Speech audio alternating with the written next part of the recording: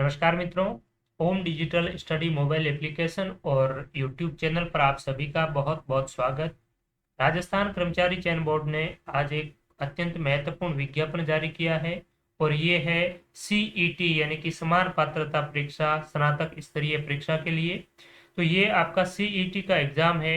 इसके लिए ऑनलाइन आवेदन प्रारंभ हो गए हैं और जनवरी के महीने में जनवरी 2023 के शुरुआती दिनों में आपका इसका एग्जाम होगा। इसका विस्तृत पाठ्यक्रम भी बोर्ड ने जारी कर दिया है।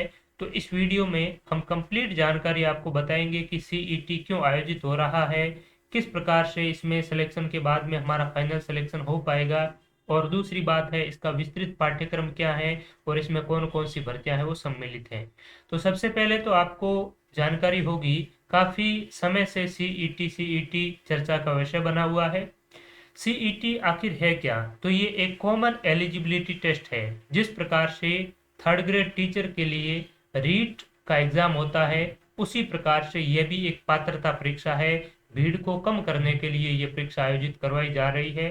जैसे आप देख रहे होंगे कि अगर आप कोई भी पुलिस कांस्टेबल का भी फॉर्म अप्लाई करते हैं, वैकेंसी आती है, तो उसमें 17 से 18 लाख है वो फॉर्म अप्लाई होते हैं और उसमें बाद में 3-4 हजार का फाइनली सिलेक्शन हो पाता है।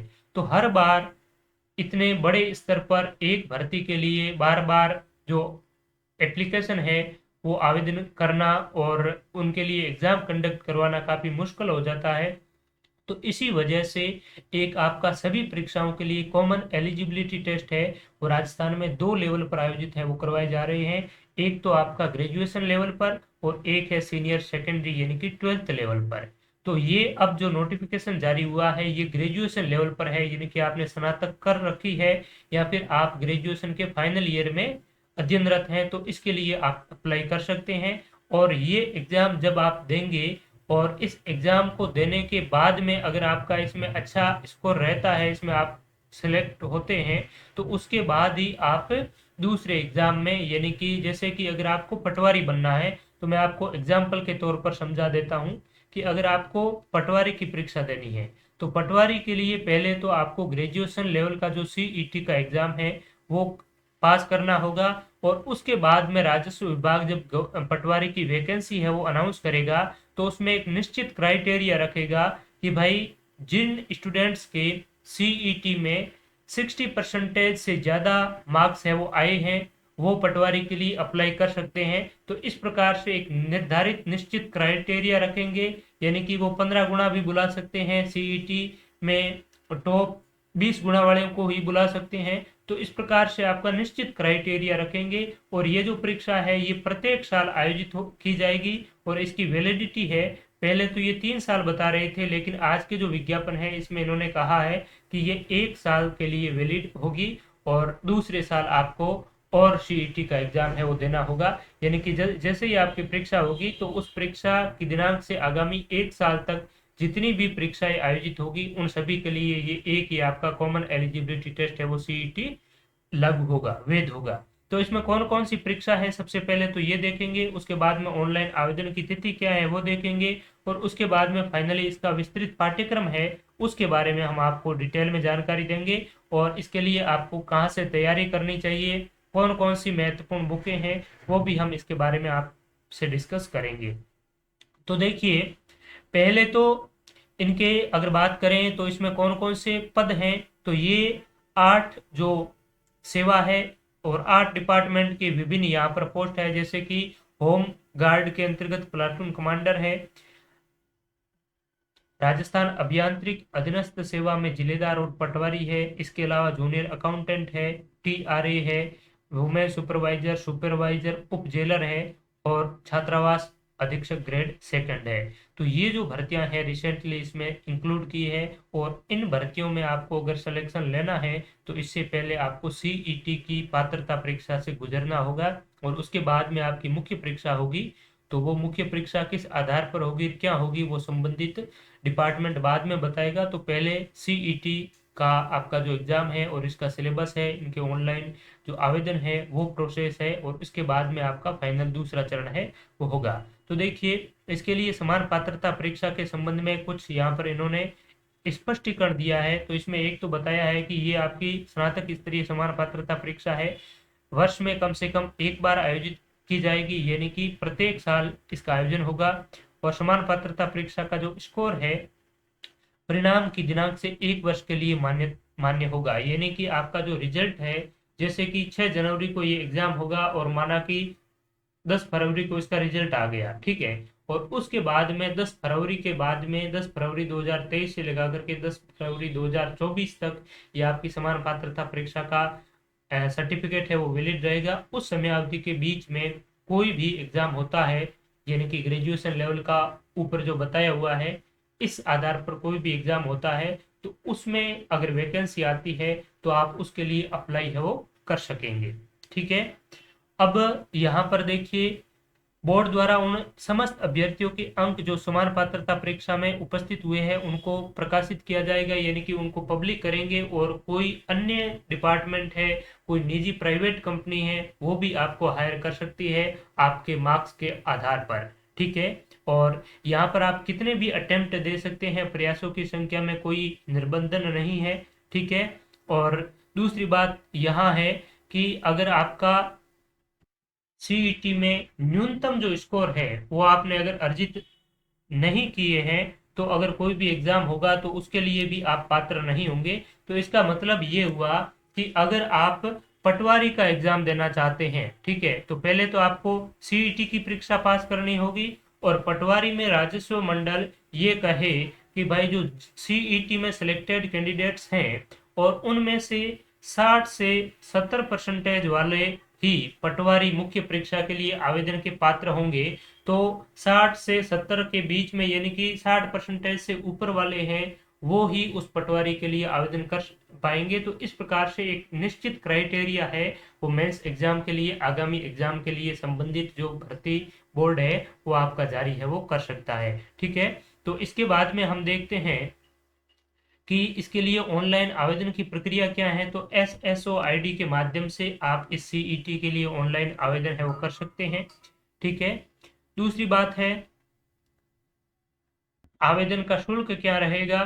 तो ये सामान्य वर्ग, क्रीमिलियर श्रेणी के अन्य पिछड़ा वर्ग, अति पिछड़ा वर्ग के लिए 450 रुपये, नॉन क्रीमिलियर के लिए 350 रुपये, और आपके SC ST इनके लिए है ये 250 रुपये की फीस है, ठीक है। अब समान पात्रता परीक्षा में रिक्तियां कितनी है, यानी कि वैकेंट सीटें कितनी हैं। तो गृह रक्षा विभाग में जो प्लाटून कमांडर है इसके लिए तो 43 सीटें हैं। या फिर संभावित पदों की संख्या बताई गई है, यानी कि इसमें वृद्धि भी की जा सकती है, लेकिन इतनी तो होनी ही है। इसके अलावा जल संसाधन विभाग जो जिलेदार में है ये तो बताई नहीं है। पटवारी में इन्होंने 272 है वो संभावित पद बताए हैं। कोष एवं लेखा विभाग में कनिष्ठ लेखाकार की 1923 पद, यानी कि जूनियर अकाउंटेंट के सबसे अधिक पोस्ट है इसमें।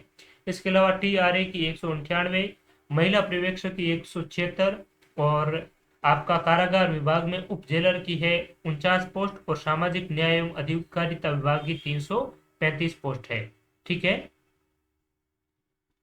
और इसमें यह भी कहा गया है कि ये जो सेवावार रिक्तियां दी गई है इसमें कमी या वृद्धि भी की जा सकती है, ठीक है। समान पात्रता परीक्षा के संबंध में यहाँ पर दिशा निर्देश भी आप देख सकते हैं। अब यहाँ पर पात्रता और शैक्षणिक योग्यता दी हुई है, तो इसकी पात्रता क्या रहेगी, यानी कि वुमेन सुपरवाइजर के लिए ग्रेजुएशन है, पटवारी के लिए भी ग्रेजुएशन के साथ में आपकी कोई भी जो कंप्यूटर में डिग्री या डिप्लोमा, यानी कि आपने RSCIT कर रखा है तो भी आप इसके लिए पात्र हैं। जल संसाधन विभाग में जिलेदार के लिए भी आपका ग्रेजुएशन है। गृह रक्षा विभाग के जो प्लाटून कमांडर है इसमें भी आपका ग्रेजुएशन है। इसके अलावा आपने नायब सूबेदार या उसके ऊपर की रैंक के रूप में भूतपूर्व सैनिक के रूप में कार्य किया है तो भी आप एलिजिबल हैं। और राजस्व मंडल के जो TRA हैं इसके लिए यहाँ पर दिया हुआ है कि केंद्रीय या राज्य विधानमंडल के किसी एक्ट द्वारा निगमित जो विश्वविद्यालय हैं या फिर संसद के द्वारा कोई भी निगमित या UGC के द्वारा कोई भी निगमित यूनिवर्सिटी है उससे आपकी डिग्री है वो प्राप्त हुई होनी चाहिए, ठीक है।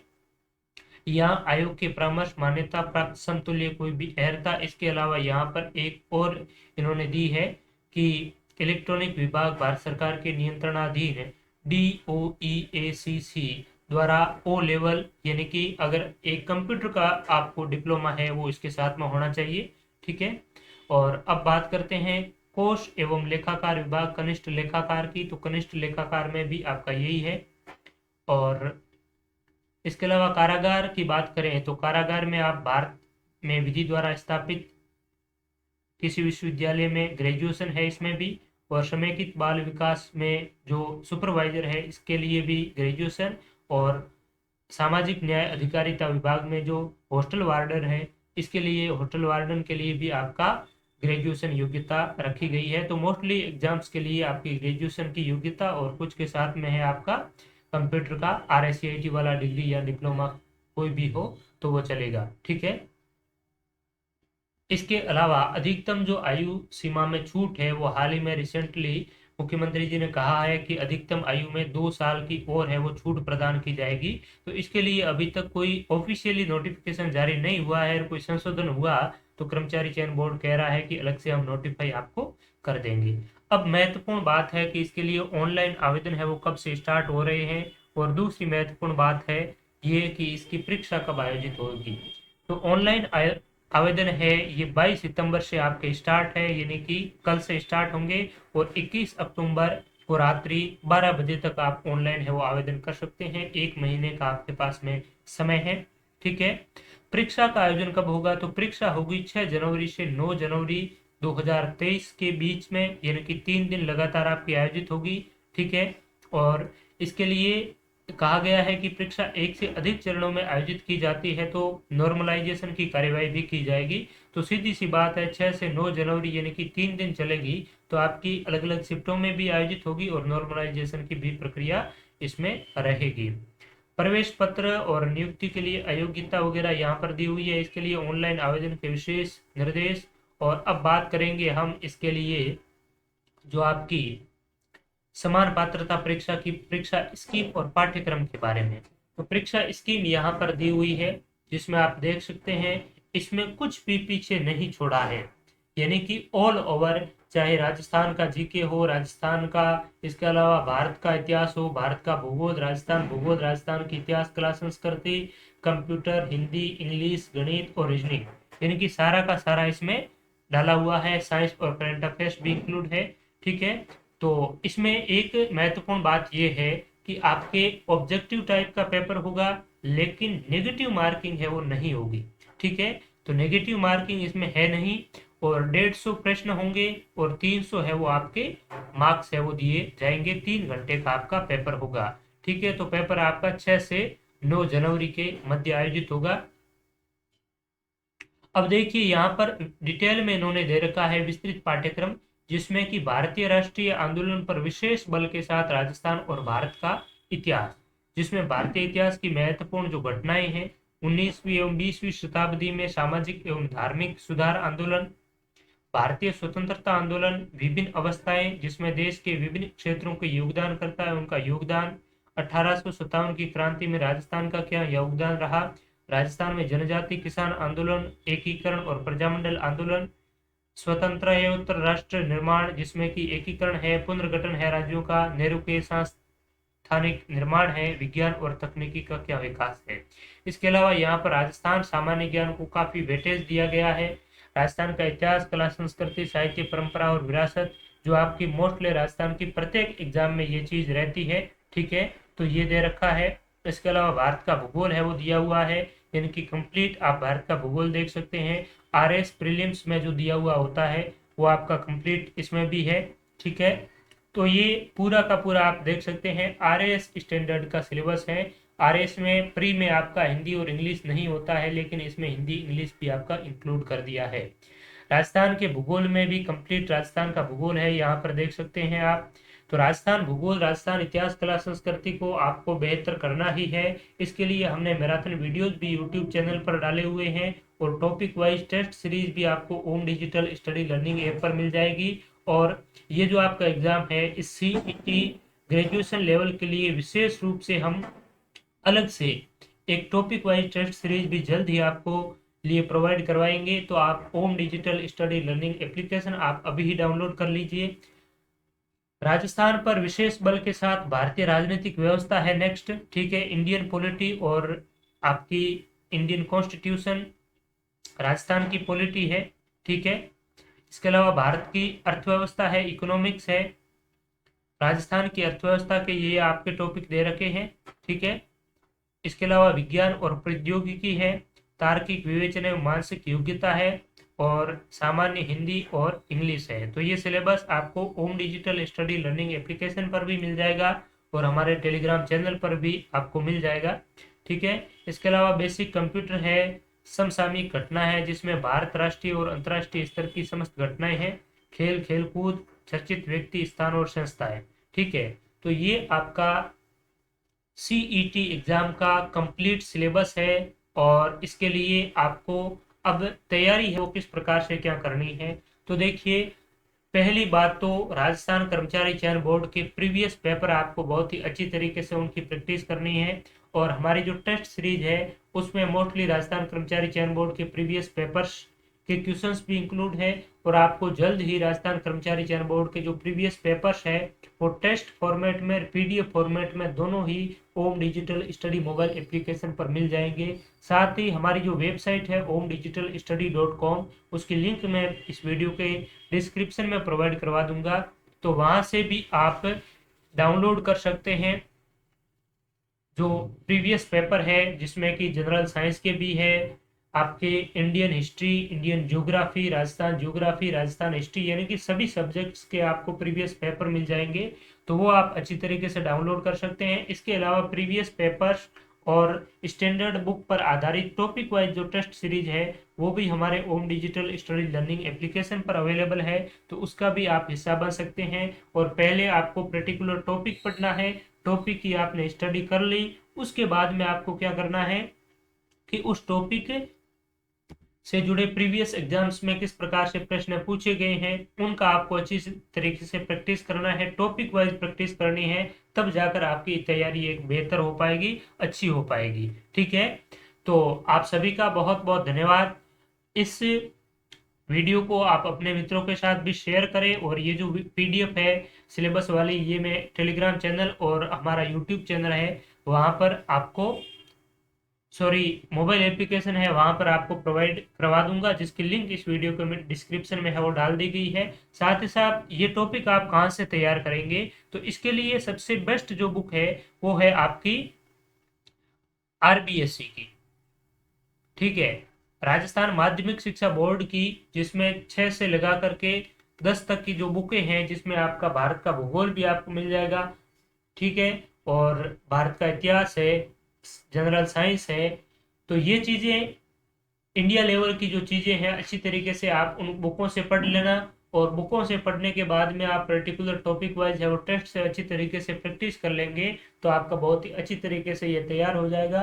साथ ही साथ आप प्रीवियस पेपर्स की प्रैक्टिस भी अवश्य करें। और हमारा जो प्रीवियस ईयर पेपर्स का जो सेशन है वो भी अब हम कंटिन्यू करने का प्रयास करेंगे। आज आपको एक और वीडियो मिल जाएगा और डेली बेसिस पर हम प्रीवियस पेपर का भी सॉल्यूशन भी करते रहेंगे। तो आप सभी को बहुत बहुत धन्यवाद। Thank you so much to all. और इस चैनल पर आपको हिंदी, इंग्लिश, इसके अलावा राजस्थान, इतिहास, कला, संस्कृति, भूगोल के प्रीवियस पेपर्स का सॉल्यूशन का मैराथन वीडियोस भी मिल जाएगा।